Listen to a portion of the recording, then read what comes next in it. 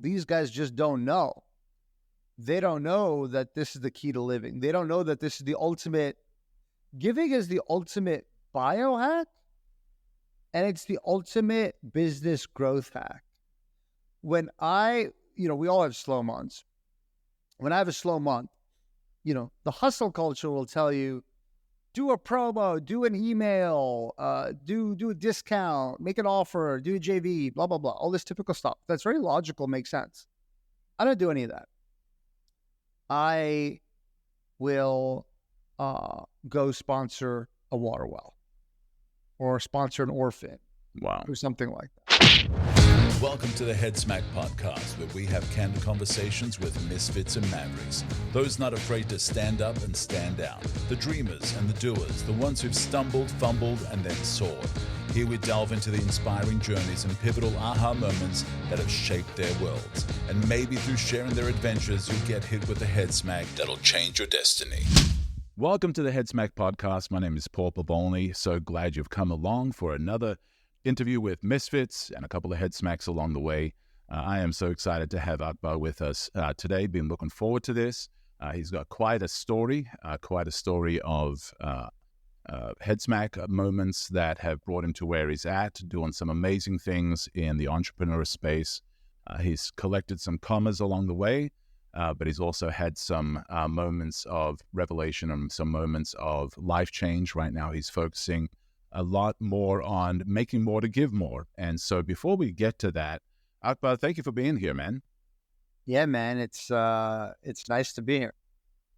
And so let's start as far back as you want to start with your origin story, because, right now you're doing some amazing things with entrepreneurs and in business. And so before you got to that place, I know you've had quite a journey to get there. It wasn't always with all these awards behind you. It wasn't always, doing well. So tell me a little bit about your origin story. Where did this all start? Honestly, man, I think it's a story of discovery. I think that I was not always God-fearing or God-loving, I should say.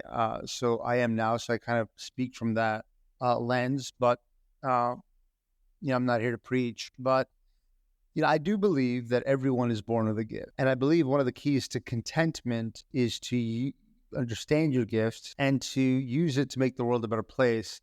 In order to do that, you need to be in the right environment. In other words, if I'm awesome at raising cattle, but I'm in the desert, I'm not. This is going to quite work. Yeah, there's going to be a misalignment of energy. So I think that's really my story, and I think that's most people's story in the sense that I was the dude who was great at raising cattle in the desert. Meaning, I was in the wrong environment ever since a young age. I was in a traditional public school. I should not have been in that environment. I think I needed to be in a more like Montessori or a different type of school that was more hands-on. That you didn't just sit in classrooms all day. That's not how I am geared to learn. Then I was in the wrong businesses. I was selling cars in an environment that I didn't like. I didn't have an understanding of how it worked. I didn't have the right mentors. I don't know, man. It's a little sad, actually. I don't know. I mean, I guess I just did a podcast earlier today and we were going over some of this stuff, but, I haven't thought about my past in such a long time. I'd redo a lot of things. I was in retail, totally wrong environment for me, too boxed in, too dependent on clients, where the customer is always right. And I don't believe that to be the case. So I was just in a bunch of wrong environments, which is why I kept failing. I also didn't have the right mentors in my life. For a lot of my life. So, things changed for me once I fell in love with God, once I cleansed myself, lost 50 pounds, got rid of my toxic friends, got rid of my toxic habits. Then I was primed to succeed. Then I found where I'm best at, which is helping businesses grow. Then I was given the freedom to do so on my own accord, and that's where I finally thrived. So yeah, things we started from scratch. I mean, I used to live in an electrical closet with no hot. Wait, you lived in an electrical closet? Yeah. No hot water, no showers, no windows. I kind of ruined the story by being totally honest because I've been telling this story for the better part of a decade and people have the reaction that you just had. But you want to know the truth, man? I loved it. Yeah. Why? Yeah, I miss it. Well, it was very low stress. The landlord charged me roughly $100 a month, utilities included, electric. Well, Wow. there wasn't any heat or AC, but I mean, it was just kind of like California, so it was fine. It was always fine. The temperature was always fine. I joined Planet Fitness Gym, $10 a month. I would take showers over there. It was to be honest with you, it was fantastic. But yeah, I did start from scratch. There's no doubt about that. So, living in the electrical closet and, showering at Planet Fitness, what was the trigger moment that started changing things? Was that when the change happened? Did something else happen to you or that changed you? Yeah, the change had started before that. It was starting to change while I was going through that process. The moment that changed my life was when I was in network marketing and I was going to give up. When you're broke and desperate, where do you go? Network marketing. No offense, but it's just kind of a little cheeky. But I was about to give up, just like I gave up in so many things. But then, what happened was the network marketing is every morning they'd have a conference call. And all the dudes would share, yeah, this week I signed up 5 people. This week I signed up 10 people. Yeah, this week I made 10,000. This week I made 20. And you're doing the math, and it's I remember one call. It's there's only a few people on calls. Dude, this small group of people made $75,000 this week. And it just hit me because I'm listening to the people, and I'm these are no disrespect, no ego, but I'm these are not superstar, sharp, amazing people. They were chill, cool, kind of like you said, little misfits, like me. And I'm just dude, if they can do it, I can do it. And it was just a moment where I'm you know what? It's actually not the system, because everyone says it's, they blame the system, scam this. It's always you. And so I just had that moment where I'm it's me. Wow. And I just had this beautiful moment. This is the moment where I became a millionaire, and I was completely broke at the time, but that's the moment I became a millionaire. I was oh my God. It was the first time I truly believed that, wait a minute, I can be successful because other people are. So why can't I? And I made this decision. I'm I'm going to make this work or die trying. There's no option B. I'm just not going to leave here until I succeed. And I did end up being a top 1% earner. I think that's definitely one of the biggest head smacks of my life. There's no doubt about that. Yeah. I think for a lot of people, they feel that way. Why are people that are not as skilled as I am doing better than I am? Yeah. And so when the person feels that way, what do you tell them? Do you have people that tell you that? Man, to be honest with you, we got to be honest. We got to be real. There's a lot of factors at play here, man. There's a lot of nuances. I'll give you an example. I was telling this interesting story. Where are you based out of? I'm in Jackson, Mississippi right now. Okay. You're not originally from there, though. No, I was raised in Australia. Yeah, okay. My wife's from Sydney. When my wife and I first got married, we had no money. I was still in that network marketing phase. We had no money, zero in savings, nothing. As a matter of fact, I told my mother-in-law before we got married, I'm I call her mom, Mom, we got to delay this wedding. I don't have any money. And she said something I'll never forget. She's listen, don't worry about it. God provides. And I was just whoa, okay, let's do this.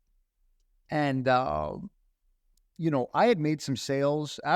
I was an overnight success after my head smack, meaning after 10 years of failure. Right. So I started making sales right away. I remember I made a $500 or $1,000 sale. We had zero in savings, nothing. And this is an interesting story. There was a restaurant in New York. At the time, it was ranked the #1 restaurant in the world called 11 Madison. $250 per person, prefixed meal, Michelin star restaurant. We went, my wife and I. Cost us $500, which was literally half my net worth. Wow. All I probably had to my name was $1,000. So that's a very interesting story. You go say to yourself, well, dude, what the hell? You just spent $500 on a meal when you guys have no money? Are you insane? But the reality is I did grow up a little differently. I grew up in retail. My family had dollar stores. I was a cashier in the stores growing up. I always saw money coming in. I always saw in the weekends, they're busy. I was people come, give you money constantly. It's a dollar store. They're busy on the weekend. I never had a money scarcity issue because I always feel even right now, if I needed whatever, $1,000, $500, whatever 10,000, just go get it. Just go make an offer. Just go sell something. Go do something. Go tell some jokes. Just ask for it, whatever. So I've always had a very healthy mindset in that regard. So all Right. that to say that, you had mentioned like some people are like, oh, how come other people can't see? You have to look at the holistic situation. First person to look at is yourself. Look, the hustle culture dictates no excuse. Right. The hustle culture is extraordinarily false and toxic. Yeah, talk a little bit about that, because people have been talking about the hustle culture for a few years, but not as much now. It doesn't seem, but for a while there, everything Yeah, was about the hustle. Everything was about the grind. Everything was yeah, about that. Talk a little bit about that for the person that yeah. maybe still is in that place of hustle and grind, and I'm just not working hard enough. I'm just not grinding. I'm just Oh not. gosh. What do you tell them? True growth comes from balance. I mean, just study nature. True growth comes from balance. And just like nature, they are seasons. Right now is the spring where I am, and all the dead trees are budding, and all these beautiful flowers are coming up. In the winter, everything's dead. Similarly, you have to look at the season of your life. When I first started getting success, I didn't have anything crazy going on in the sense that I was healthy, family's healthy, nothing crazy going on, didn't have kids. It was a good environment for me to grow in. Yeah. It's kind of like if you put an apple tree seed in the desert, well, good freaking luck. You need the Right. right soil and rain and sunshine. I almost went bankrupt last year because my sister was diagnosed with cancer, and I just stopped paying attention completely to my work, and I was focusing on my sister and getting her cure. It was not a season for me to grow. So give yourself some grace. Maybe you have a crap marriage, and I did too. And guess what? I was broke. I couldn't grow. When you have a crap marriage, good luck growing. Like good freaking luck. Right. Right. And so, when I had a crazy marriage, no success. When I had people sick in my family, no growth. This is normal. This is fine. They are seasons for growth. So, and understand that, and again, I apologize. I do feel awkward, talking about God and stuff because I'm not here to preach and I don't know what people believe, but it's just my own personal story and beliefs. Yeah. God has a plan for everybody. God, you might have a plan for you to succeed at age 21 or 61. You can't look at other people and think, oh, well, why them? Why not me? Everyone's got a different plan. I got success late in life. I mean, and sometimes it is annoying to see these kids half my age killing it, where I was like, you have to remind yourself, okay, that's what's meant for them, and this is what meant for me. And, I got a late start in life, and all this is okay. That's fine. Right. At the end of the day, it doesn't matter. You just have to look. Here's the thing. The goal is to enjoy the journey to the goal. My in-law. That's good. My in-law who drives me nuts. He doesn't drive me nuts. Actually, he's a really cool guy. But he's one of those people, like, for example, say, let's just say you're going an hour drive somewhere. There's two types of people. There's a type of person, they're not stopping at all. They're all about the destination. They're no bathroom break, no McDonald's break, nothing. That drives me nuts. I want to be honest. Yeah. I'm the kind of guy, oh, look at that cool antique store, pull over. Oh, look at that cool ice cream stand, pull over. You enjoy the journey, right? Yeah. Yeah. And that's what I really recommend to everybody is really just enjoy the journey, because you honestly have no idea where the destination is. You might think but God might have other plans for you. And I do want to talk about your relationship with God, and is that something that is a new recommitment? Is that something that's always been a part of you? When did that transition happen, if it happened, or was this just always a part of who you are? Oh no, I was a very bad person. I mean, all humans are sinners. I'm still a sinner. I try my best, but everyone sins, unfortunately. We try our best. When we sin, we try our best. We try to learn from it and not do it again. We try to discover the root cause, take ourselves out of different environments. But no, I was not really a God-fearing or God-loving person. When I was younger, I was not.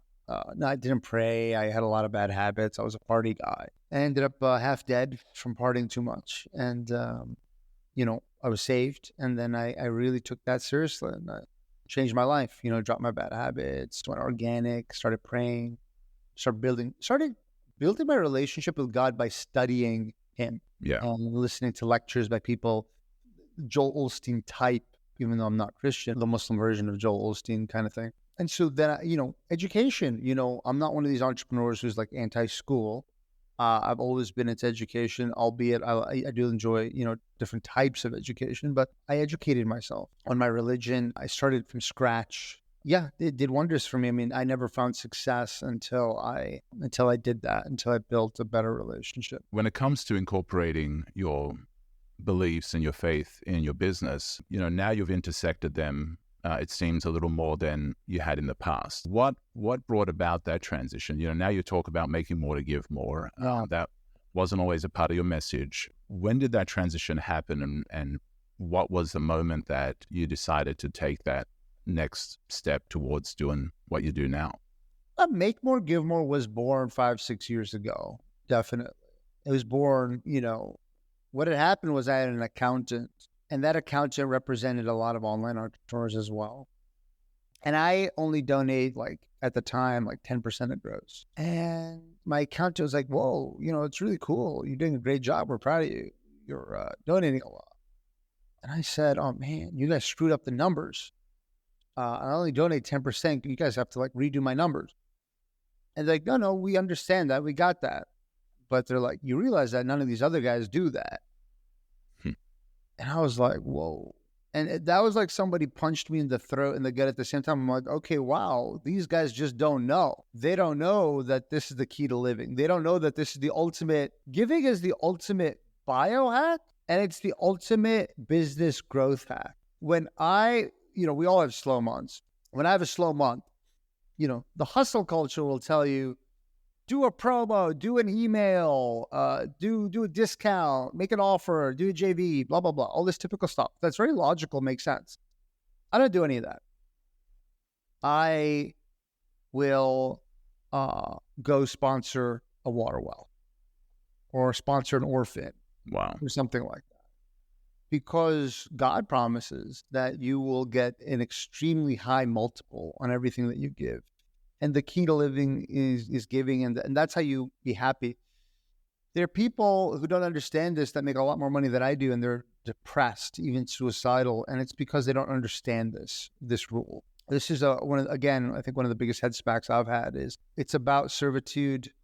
It has to be bigger than you, and it's a struggle, man. It's not, life is a struggle, and this life is a struggle. You're never going to get it just right.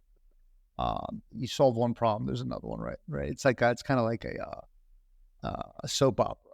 It's like those soap operas in Australia that are 20 years long. I think they're called Neighbors and stuff, right? Where it's like, okay, this one troubled ex-husband who was who was blackmailing me. Okay, he left, but then the next episode's like, well, his brother's back. You know what I mean? And now he's causing problems. And so, I mean, you're never in this world. There's always going to be headaches and problems. But I think we can reduce them. So it gives you perspective, right? It gives you a better frame in what you're doing, and to keep going when things get tough is because you've got something else that's driving you. It's not just about collecting commas. It's just not about growing a business. There's a little more purpose behind it. And so what brought about that transition for you? What brought about that? You said 5 years ago you started thinking about that, give more. Was it something somebody said? Was it something you read? Was it an experience with God that you had? What was that transition that happened? The Make More, Give More? Yeah. I mean, how I came up with that exact slogan? Well, and how you came up with that mindset as well. Was there a moment that triggered? It was that moment with the accountant, for sure. And then how I came up with the actual sentence, I think that kind of funnel hacked that, in the sense where I saw someone else saying whatever, sell more, be more, or something. And I'm like, well, why do I want to make more? I thought I'd do a little workshop with myself. It's like, make more, why? To give, because It's like, what are you going to do? Once you have stuff, once you have a nice house and a nice car and, whatever the hell you want, it's like, well, what do you want? Another, what do you want? A tiger, another tiger with a pink diamond on its paw? What do you want? You know what I mean? At some point, you're just like, all right, man, there's got to be more to life than this. So what do you tell the person that is in the place that you once were, whether it's they're all the way back in the electrical closet, or they're in a place where their business is, struggling. They're struggling for that next step. What do you tell somebody that was in that same place as you once were? Be an explorer. Success is nothing but an option.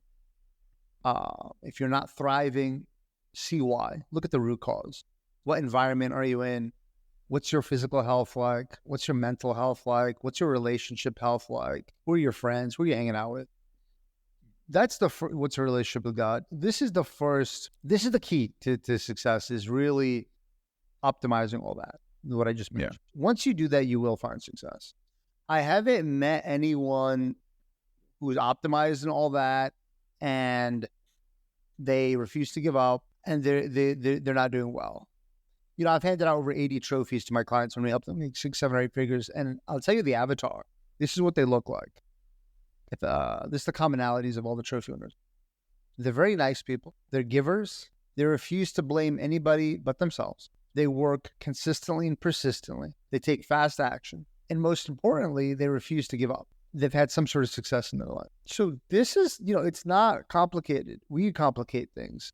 Yeah. It's really more about the art of letting go, which is not easy, but the reward is. Now, I've noticed a trend, at least in the circles that I'm in, and maybe you've seen a similar trend of entrepreneurs that have, what I call collected the commas. They've reached success, and they're starting to talk a lot more about their faith. Why do you think that is? Why do you think that, it seems to be a lot of entrepreneurs are kind of getting back or starting or finding anew their faith? None of us, this is a very interesting and deep conversation. None of us went to school none of us grew up thinking we're going to be like an online coach or an online agency or whatever the hell people do, like Amazon or crypto or, any of this stuff that all of us do, all of us online entrepreneurs. None of us grew up thinking. We're all here because something went wrong in our life. We had a different plan. Our plan wasn't this. Something went wrong. And being lost and desperate brought us into this world. And once, and people who are lost and desperate, they're generally not God-fearing people. I keep saying God-fearing, God-loving people, generally speaking. Yeah. And so I think it's just a very natural progression that once they start getting a little bit of success, they're unsatisfied, and they search and they explore and they search for contentment and happiness and peace, and then they find God in that journey. So I think it's just a very natural progression. Yeah. Do you wish you were at the place you are now earlier, or was it a necessary journey?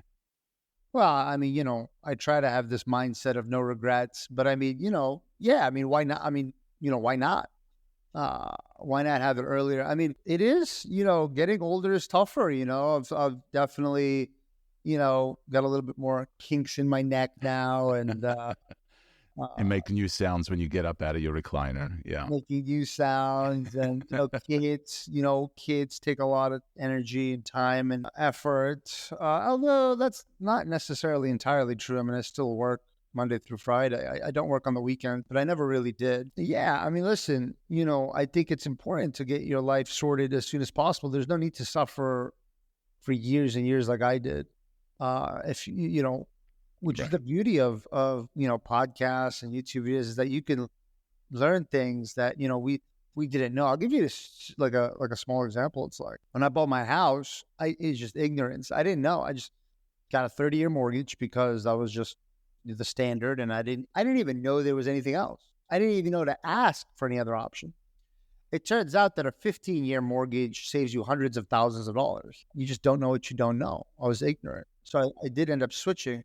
But that's the beauty of listening to podcasts like this and consuming content, is that you learn these things that could hopefully give you big shortcuts, save you a lot of time and money. I'll give you another example. My cousin just spent a couple 100,000 points on an international flight for him and his family. He booked it through American Express, which is a ripoff. He didn't know that you could actually transfer your American Express points to like British Airways, and you can get the ticket at a fraction of the cost via points. You just don't know what you don't know. And by the way, I wasted hundreds. I think I wasted 1 million points before I knew about that myself. So it's important to educate yourself early on. That's definitely one thing I would redo in my life, is educate myself, more at a younger age, have the right mentors at a younger age. These things are very important. So who's been the biggest influence for you to get you to where you're at? Has it been a person? Has it been a book? Has it been a quote you read somewhere? Like, what was the biggest influence to get you to where you're at? I mean, but besides obviously God, I was lucky when I had sold my car to get my first mentor in network marketing. I didn't have any money. And I was fortunate. There was a lady there. She was basically kind of semi-retired. She was a little older. Back in her heyday, she was like the number one earner. And she, for some reason, she was a talker, and she developed a liking for me. I don't know why. I think I was young and energetic and excited. I was very nice with her. So she took a liking to me, and she really spent a lot of time mentoring me and teaching me the ropes. And I learned a lot from her. And then I went, my mentors, definitely, Russell Brunson, Sam Ovens. These are some of the more recent ones. To be honest, I'm kind of in the market for another one right now. But there's spiritual people like Muhammad Faris, who wrote some amazing books that have been very insightful, very helpful, talking about blessings, how to get blessings in your life and how to be more productive. Well, then it sounds like, for you, and I think for a lot of people, those people that impact them aren't always the big names, the ones that people know. You had mentioned this lady that made a huge impact on your life, and it was just somebody that just said the right thing, the right time, gave you time. And that's kind of what I'm hoping, even with Head Smack, this podcast, is, something somebody says that just changes somebody's life. They just implement one idea and it changes everything. And so I appreciate you being on today, Akbar, and this has been really good. And thank you for sharing your heart and your story.